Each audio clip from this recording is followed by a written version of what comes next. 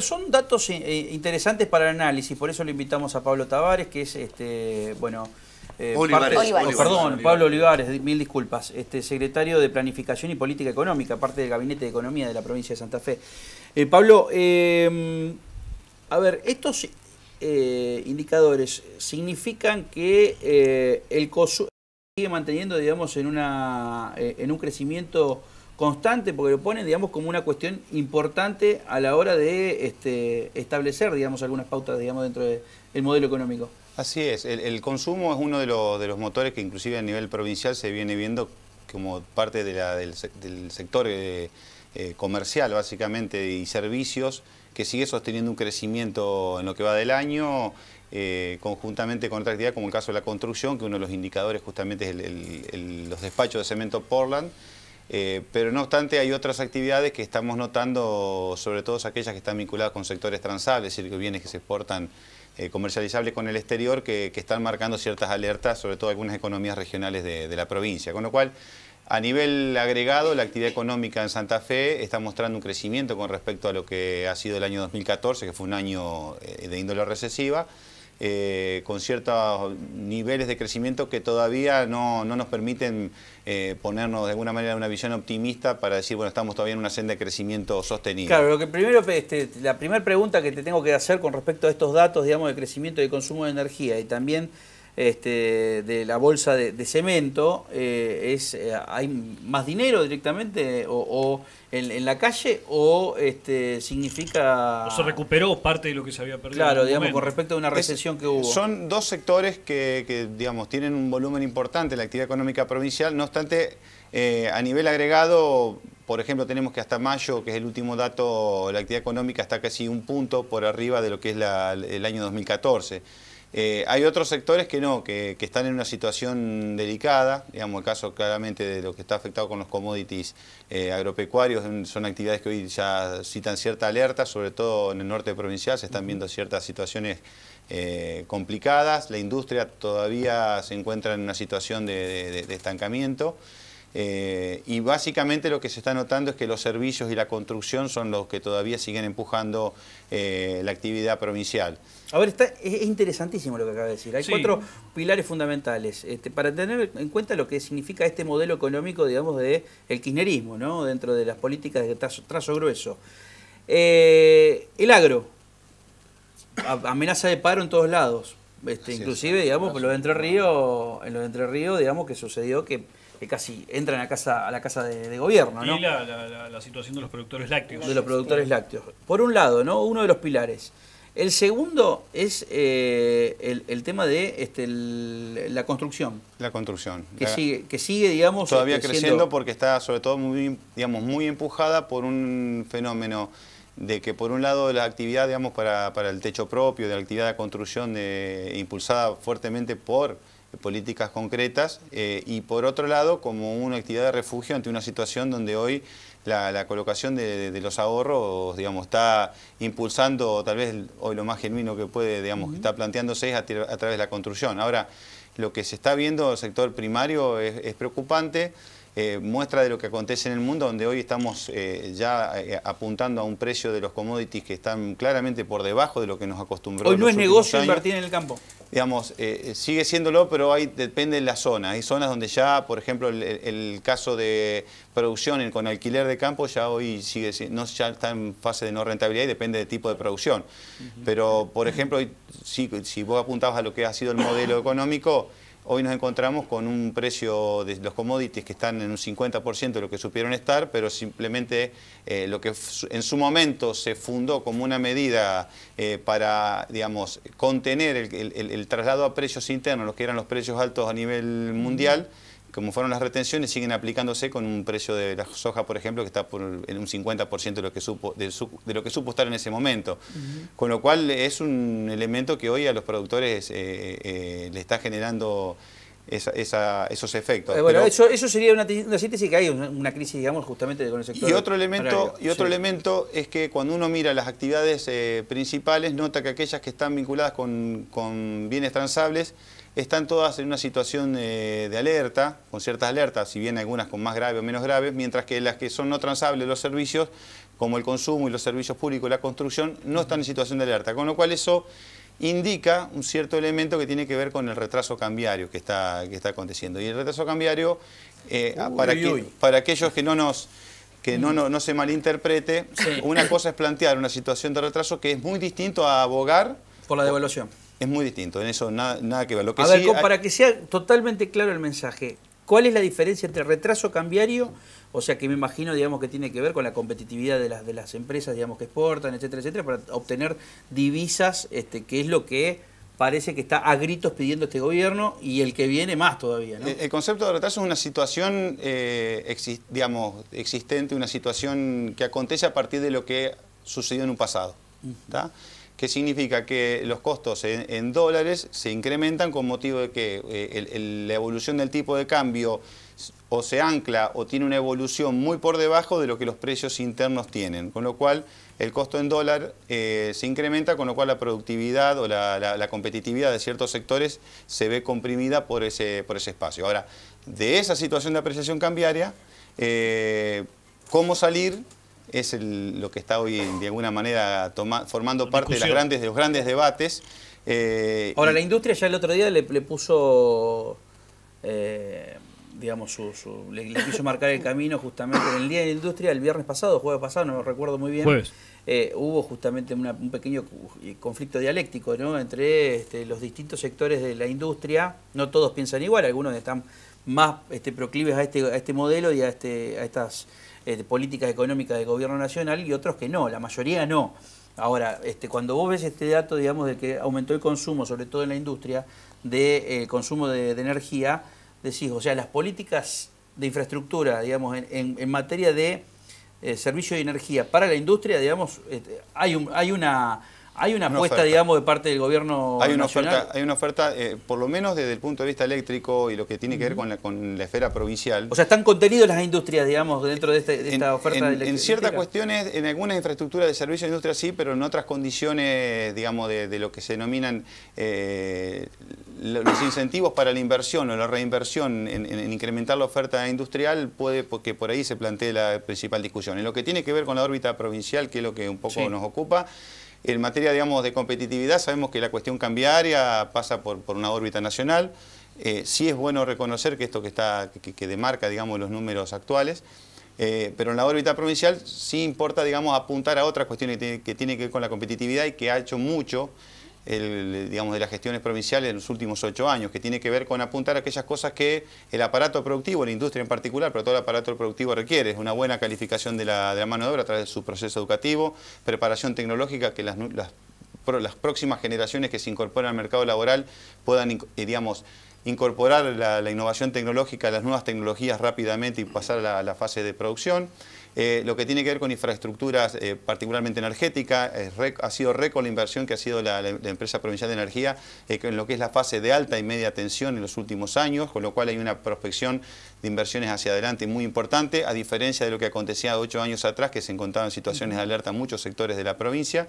Y otras cuestiones como, por ejemplo, que hoy se han diseñado instrumentos para desarrollar infraestructuras de áreas industriales, es decir, hasta hace algunos años no existía un instrumento para que la provincia pudiera financiar infraestructura como, por ejemplo, desde el cerco perimetral, que es lo más básico, hasta desagües, hasta infraestructura eléctrica o, digamos, accesos viales o vínculos para gasoducto del área industrial, y hoy esos instrumentos están.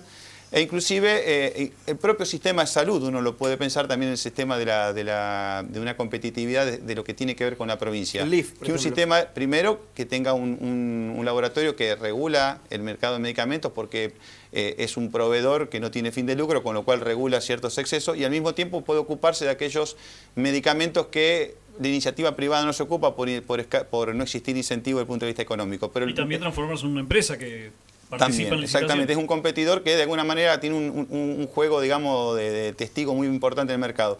Pero el sistema de salud en el sentido de generar mano de obra saludable. ¿Cuánto vale hoy reducir la tasa de ausentismo por una cuestión, digamos, de salud de un sistema, de una sociedad? o particularmente los dispositivos que ha hecho la provincia para atender las tensiones dentro del sistema productivo. A veces las visiones liberales que existieron en otro tiempo parecían que las tensiones que se generan, ya sea con la mano de obra o las tensiones dentro de las propias cadenas de valor, quedaban supeditados a una resolución de las propias fuerzas productivas y el mercado no se metía. Hoy tanto el Ministerio de Producción como el Ministerio de Trabajo, obviamente con indicaciones claras del gobernador, toman una posición y han regulado claramente en los últimos años estas tensiones dentro del aparato productivo provincial y evitando situaciones que es muy sean graves, interesante, ¿no? esto porque te marca justamente que hay un trazo grueso justamente en la política económica, pero que un Estado provincial, un gobierno puede generar también las políticas de infraestructura, digamos, para la energía, incidir también en la cuestión de modelo de consumo, y las políticas para el agro, digamos, también. O sea, hay un modelo, digamos, que se puede proyectar de aquí en la provincia de Santa Fe con esta Por cuestión. supuesto. ¿Realmente hay un modelo y en qué cambia, digamos, con respecto al modelo nacional? Hay un modelo que apunta a lo que es de la órbita provincial, digamos, garantizar al aparato productivo que disponga de las infraestructuras que lo hagan competitivo, porque su logística va a ser más eficiente, porque su comunicación va a ser más eficiente, porque su mano de obra va a ser mucho más productiva. ¿Comunicación quiere decir rutas? Comunicación vial o comunicación, digamos, hoy en el mundo de la sociedad red. En el mercado. Digamos, donde hoy la producción de intangibles, por ejemplo, hoy sabemos que la provincia de Santa Fe es un fuerte exportador de intangibles al mundo, en lo que ha significado estos polos como la ciudad de Santa Fe de producción de intangibles de software, por ejemplo, pero también otras infraestructuras de garantizarle una mano de obra sana, una mano de obra de alta calificación, sus sistemas universitarios, su sistema de ciencia y tecnología, y al mismo tiempo, por ejemplo, un caso típico como para ejemplificarlo, el norte santafesino, sus dos producciones, la algodonera, la cañera, tienen, digamos, fuerte potencial, pero particularmente la cañera tiene el de la dependencia hídrica, hace muchas veces esos vaivenes, que esos vaivenes tienen que ver con las áreas de siembra y con la estabilidad de su rinde. Vivimos, digamos, en una provincia que no es ajena. Exactamente, con lo cual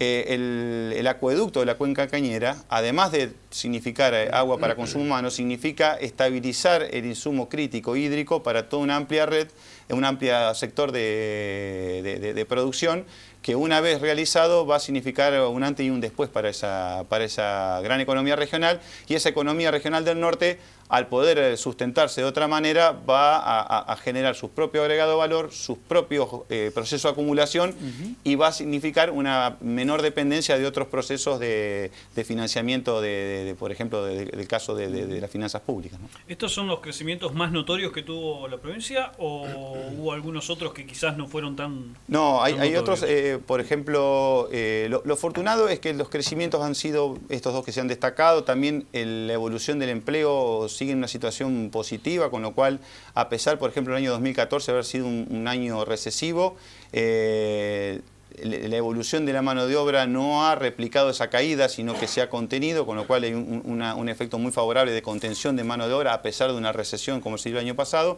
Sí hay otros casos como el caso de la producción hoy cañera, algodonera, está en una situación compleja.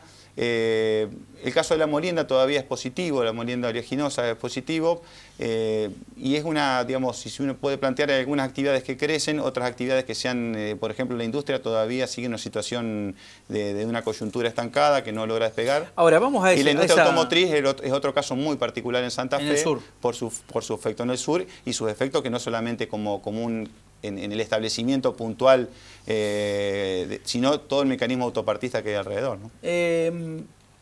Yo te tengo que preguntar, como parte del gabinete económico, esto, digamos, porque son importantes. Vos dijiste retraso cambiario, que no es lo mismo de estar alentando a una devaluación. Ahora, parece que se alienta demasiado a una devaluación.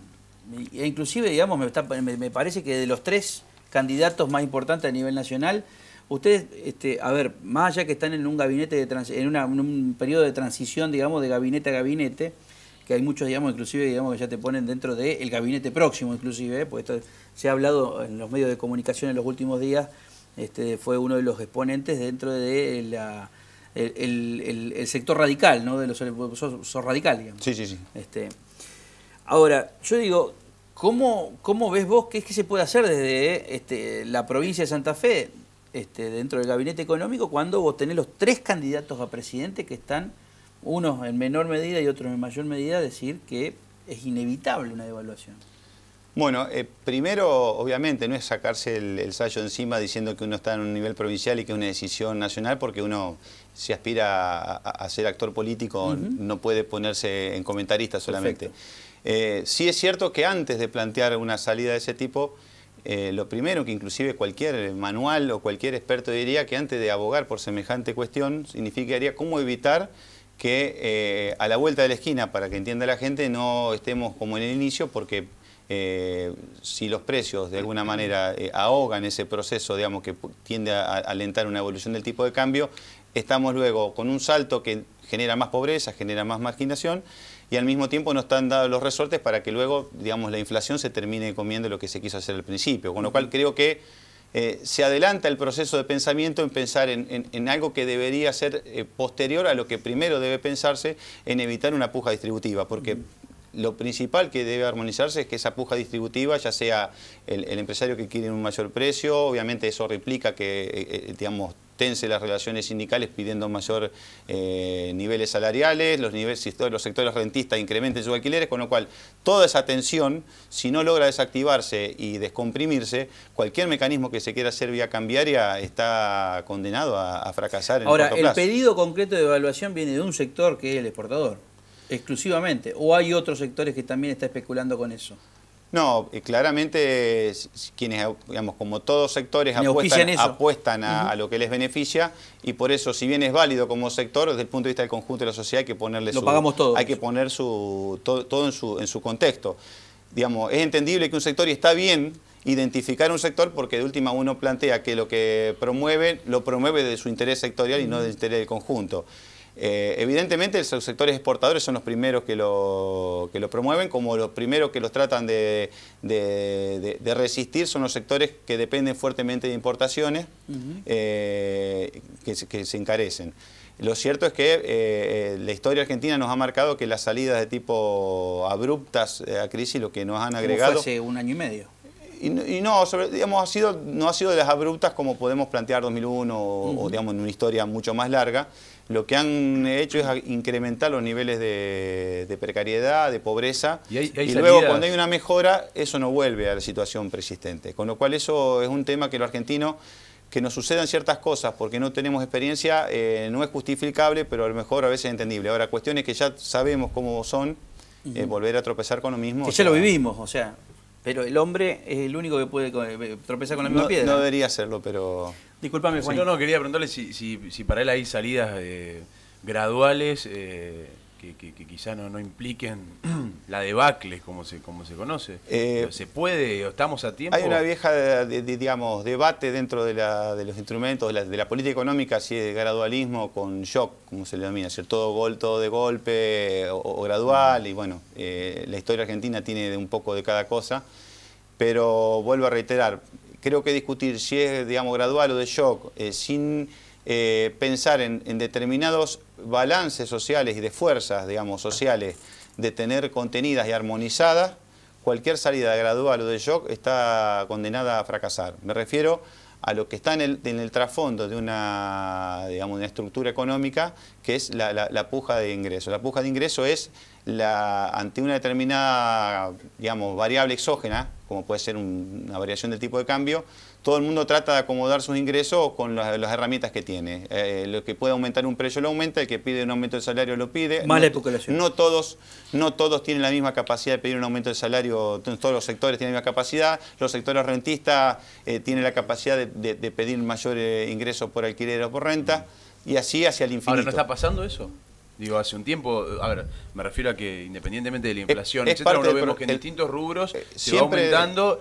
Fíjense lo que pasa con las paritarias, se negocian salarios en torno al 30%, y no está pasando de forma, siempre no quiero llamarlo oculta, pero... No, pero siempre en todo proceso inflacionario, digamos, mi opinión, digamos, hay varios, es multicausal, ¿no? Esto de una cuestión ya de la academia, es multicausal la inflación, pero hay un fuerte predominio en Argentina de una puja de ingresos. Digamos, todos los sectores tratan de recomponer sus ingresos o de sacar ventaja, y en esa saca ventaja es lo que a veces me llama la tragedia colectiva, donde todo el mundo tiene una explicación a decir por qué hizo lo que hizo, pero en el fondo todos terminamos peor. Ahora, repito, como miembro del Gabinete Económico de la provincia, ¿pensás que ¿Hay otra alternativa a las dos que proponen, digamos, estos sectores que pueden gobernar el país?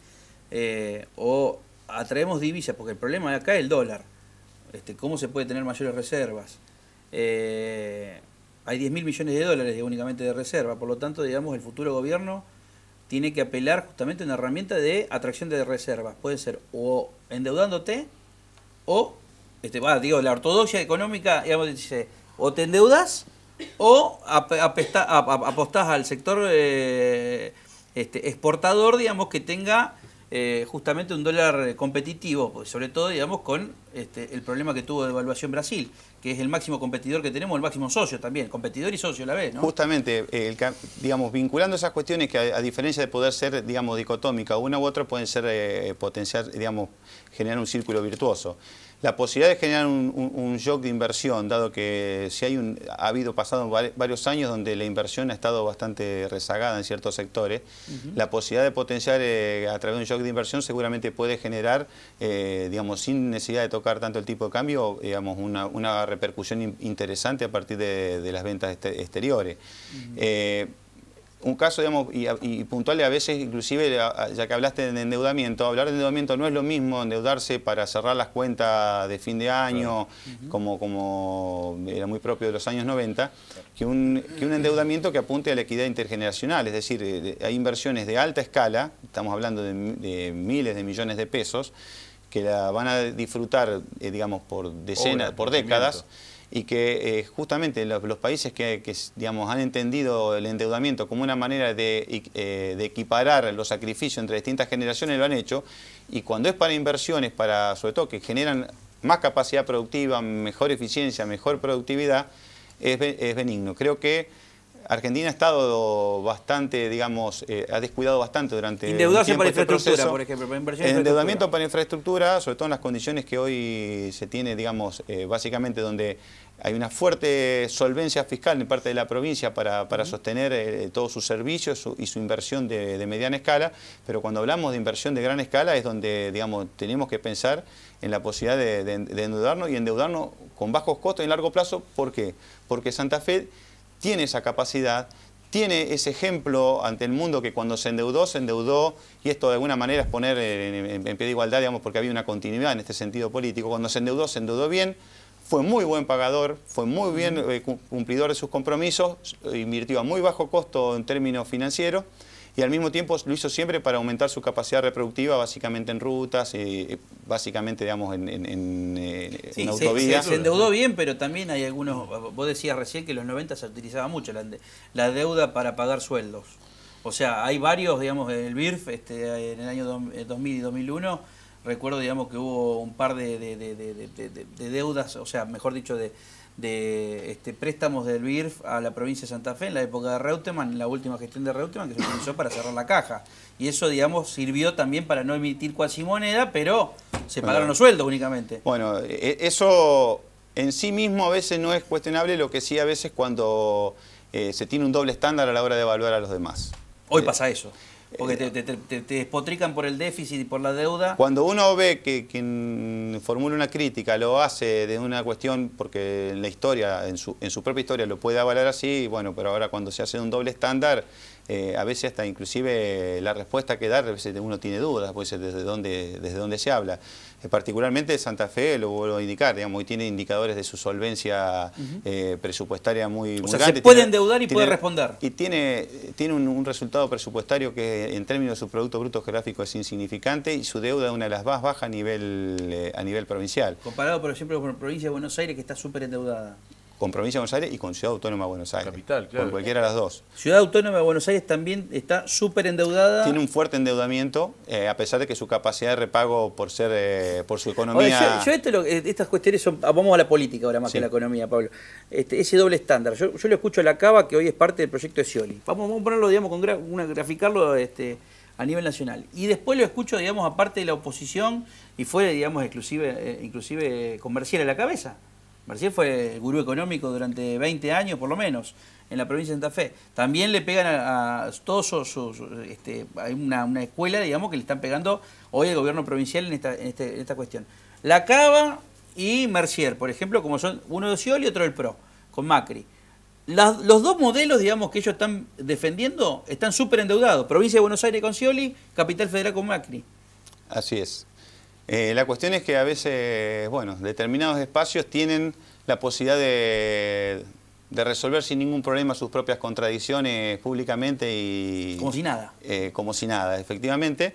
El modelo de Provincia de Buenos Aires uno no lo quiere impugnar de por sí, pero hay que aclarar que, digamos, tiene un endeudamiento importante y además tiene sí la ventaja, que también tiene que ver con estos casos que planteabas del pasado, tiene sí la ventaja de tener un banco, como Ciudad Autónoma de Buenos Aires tiene un banco, Provincia de Córdoba tiene un banco, Santa Fe lo dejó de tener hace ya más de 10 años, más de 15 años, con lo cual eso también hace la diferencia, porque Santa Fe es una provincia con un alto nivel de solvencia fiscal, ahora en el manejo del financiamiento, tremendo. Tanto, no solamente para sus finanzas públicas, sino para su sector productivo, porque cuánto hoy quisiera cualquier de gobierno, digamos, Ministerio de Producción, de poder resolver apelar a esa herramienta financiera. Apelar a esa herramienta financiera y no depender de un sistema financiero que es comandado por otro organismo federal como es el Banco Central. La última pregunta, Héctor Galeano. No, la pregunta es concreta y tiene que ver con, bueno, de hecho los fondos cubaitíes siguen confiando en la provincia de Santa Fe cada vez que prestan plata. Los chinos le han ofrecido cash al momento y para cobrar ya al gobierno nacional y al gobierno de la provincia de Entre Ríos para ejecución de obras de infraestructura para las próximas generaciones. ¿Han hecho lo mismo estos fondos chinos con la provincia de Santa Fe? ¿Lo han tentado en alguna oportunidad? Por lo que puedo conocer, no. Sobre este tema tiene que ver con la relación con China en los últimos años. Una cuestión que uno de por sí relacionarse con otro país, con otra potencia mundial, de por sí no está mal, sino que digamos, uno no lo puede impugnar, sino que en condiciones uno puede apoyarlo. Ahora, como la historia ha pasado desde el país siempre, uno elige las globalizaciones, digamos, cada país tiene las globalizaciones que se merece. Y uno se planta ante una determinada relación con mayor soberanía fáctica o menor soberanía fáctica. Entonces, cuando uno ve el acuerdo a veces con China, empieza a hacer ciertas preguntas que uno no las tiene hasta el día de hoy porque, digamos... Porque es hermético. Porque de alguna manera hermética, porque tiene que ver, es decir, digamos... Uno sabe los beneficios porque de alguna manera alguien se encargó de comunicar los beneficios, pero ahora cuáles van a ser los costos en términos de corto, mediano y largo plazo todavía no lo sabemos. Particularmente detrás de las inversiones chinas hay digamos, toda una serie de elementos que uno tiene que saber en qué condiciones van a ser, si van a ser en igualdad de condiciones, si va a haber determinadas ventajas particulares y cuáles van a ser. Ha sido muy claro, ¿eh? Muchas gracias. Muchas gracias a ustedes, por favor. Disculpe por la equivocación del apellido. No, el otro es... Es un colega con el que me llevo muy bien. Bueno, funcionario municipal iba a decir el otro. ¿Por qué me pararon enseguida? Tiene ese problema con Bolsafé Valor en esa causa, pero es funcionario de la Municipalidad de Santa Fe. No, y además, o sea, Olivares, es un joven cuadro técnico-político. Por ahora es técnico-político, pues está dentro de una segunda línea del Ministerio de Economía, pero realmente en el próximo, suena, digamos, es uno de los nombres, no me va a decir él, pero es uno de los nombres, digamos, que suenan también a ser parte, digamos, del futuro gabinete, sea en materia económica o también materia de producción, etcétera, etcétera, pero me imagino que van mucha gente, aparte, hoy lo conoce muy poco, pero puede ser, digamos, que sea uno de los cuadros técnicos políticos que tengan mayor renombre, digamos, en los próximos años dentro del Frente Progresista, ¿no? ¿Circula un borrador en el Ministerio de Economía de un posible aumento de impuestos? No, por lo menos no. Desconozco, digamos, dentro de lo que uno puede charlar, digamos, no tengo alcance a todo lo que es el ministerio en sí, pero no. Está bien. Aparte, son cuestiones que a veces generalmente no... Se toman a otro nivel, digamos. No solamente se toman, sino que, digamos, los análisis van por un camino, las situaciones de oportunidades y en política pasan por otro, pero la verdad que no desconozco. Gracias, Pablo. Gracias a ustedes, por favor.